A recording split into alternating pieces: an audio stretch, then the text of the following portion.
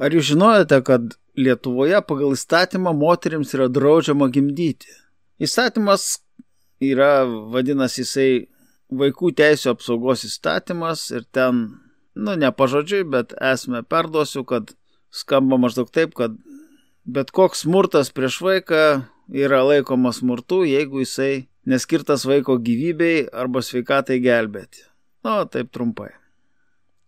O tas smurtas šiaip jisai ten baudžiamoji atsakomybė, ten jums ne papeikimą išrašys, o į kalėjimą sodins.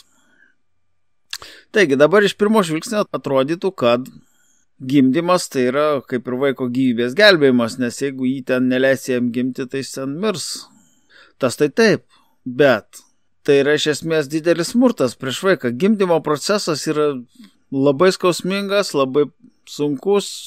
Vaikas patiria ir psichologinę traumą, nes jam reikia ten atlikti tikrai nemažą darbą, kad gimti.